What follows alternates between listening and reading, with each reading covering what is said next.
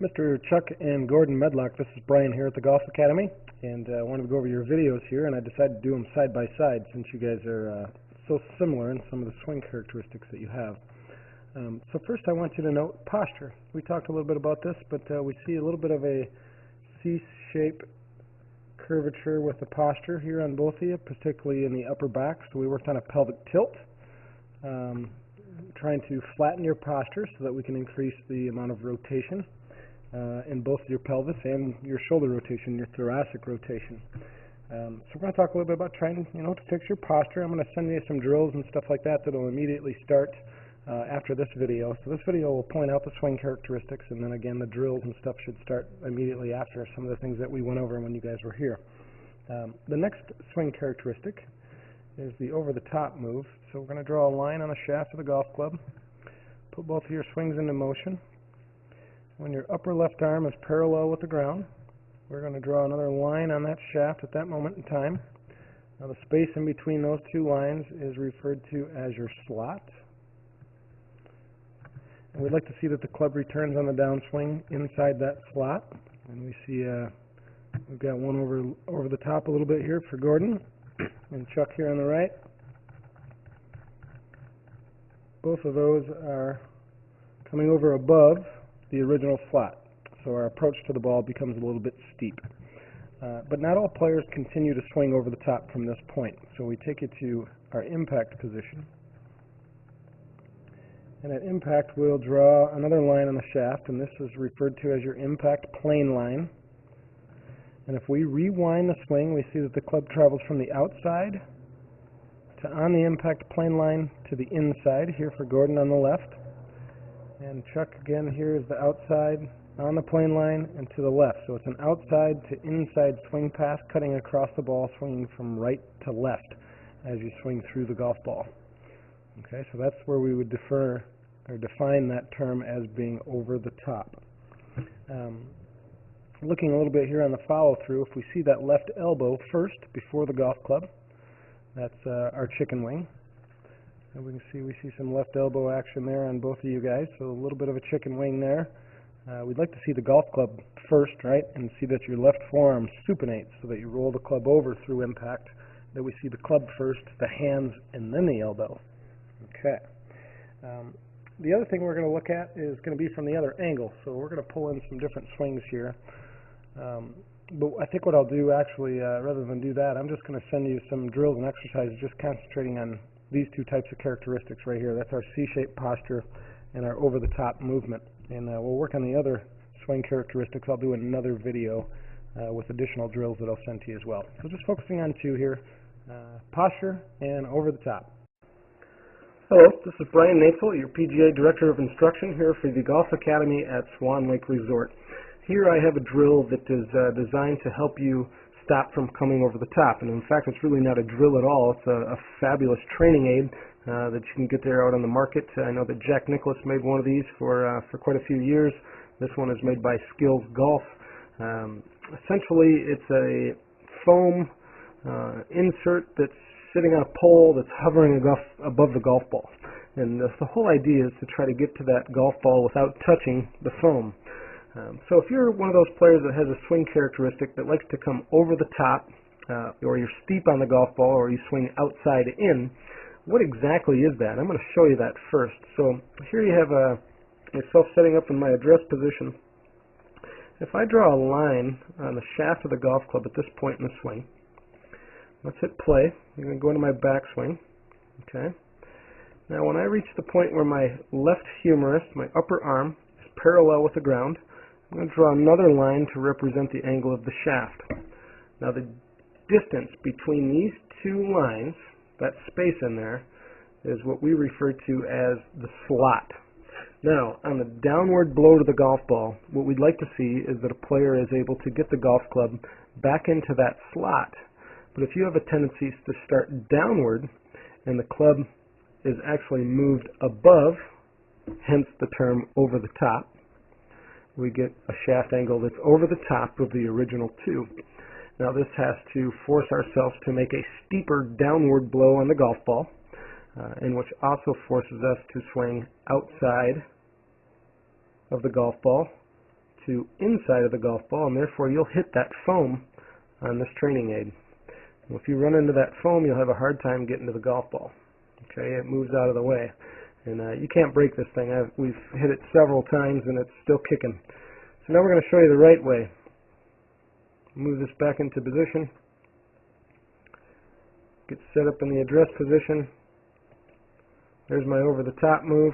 Again, we want to try to actually come in underneath the foam so that we can hit a golf ball right out from underneath it without even touching it. And we'll put that in slow motion here for you. So there's the address position. There's my swing plane or shaft plane. Let's rewind this a little bit. As my left arm gets parallel with the ground in the backswing, we draw another line to represent the slot. And then on the downswing, we want to see if that club returns within that slot. So when we get back to impact, we can look at this two different ways. There's the initial downswing. There's a good frame. That club on the downswing is within those two lines. It's in the slot. Another way we can look at this is at impact. Okay, pretty close. If we draw that shaft plane again at impact, this is really what we refer to as the impact plane. Again, that is still within the slot. So we can come underneath of that foam, essentially approaching the ball from a shallower angle of attack, more of an inside to outside swing path, and have no trouble hitting that ball without moving our training. Hello, this is Brian Natzel, your PGA Director of Instruction for the Golf Academy at Swan Lake Resort. Here we have a drill that's very good for those players that have a tendency to rotate at the top of the backswing before they weight shift. Okay, and if you're one of those players that rotates before you actually weight shift, then you're most likely to probably come over the top. So what that looks like, this is the flaw that we're trying to fix. When we get to the top of the backswing, we see rotations happen first, primarily with the shoulders, which gets the club coming over the top.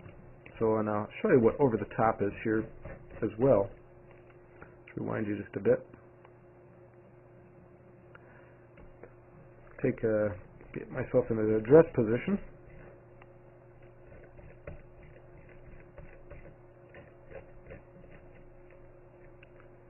I never quite get into address position. If I'd have sold that club on the ground, we're looking at a shaft angle that looks about like so.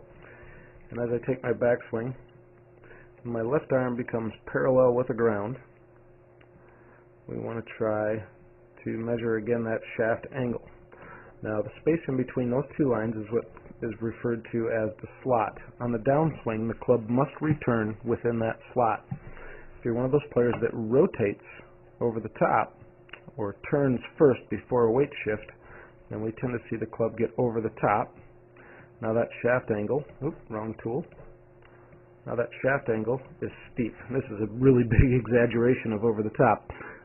But now you get the idea that the shaft plane is now over top of the original planes that we drew there before, where I'm trying to get the club to fall within the slot. So here's a great drill to maybe help you get rid of coming over the top and get rid of your rotation. We need to get the club coming down quicker. So I'm just going to take the club from the top of the backswing, and I'm going to put it on the ground. Put it on the ground right beside my back foot. Put it on the ground again, and then drag it through to a full finish. That'll help you get the feeling that the club has to stay down in the slot before the shoulders rotate. So we want to feel a weight shift, we want to feel the club come down, and then we want to rotate through the shot.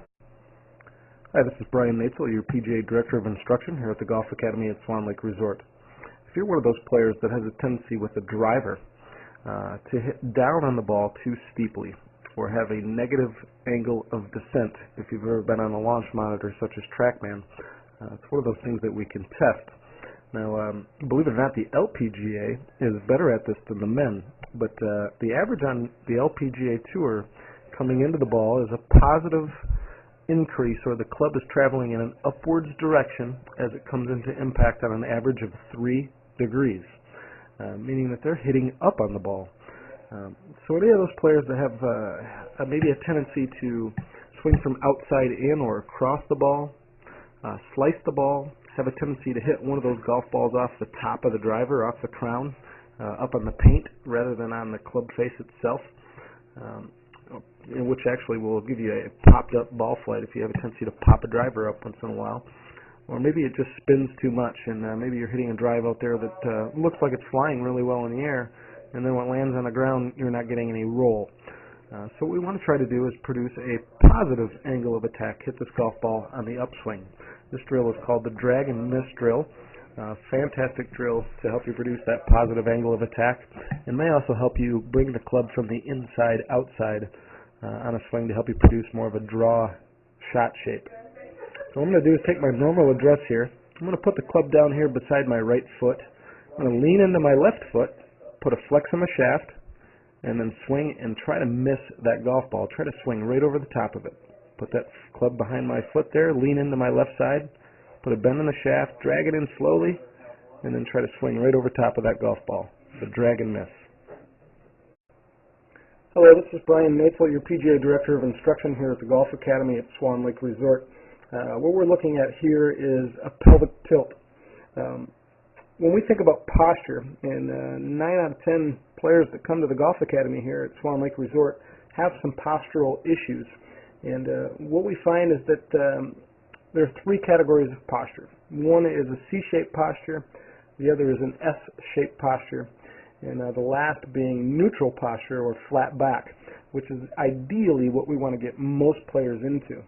Now, some players their bodies aren't naturally built to sit into that position anyway, but a flat back posture looks very much like the position that I'm in now. I have a very flat back for the most part. Okay.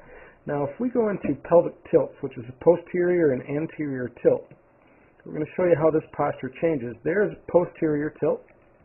So if my pelvis moves forward, you'll have the tendency to move your spine into C-shaped posture, right?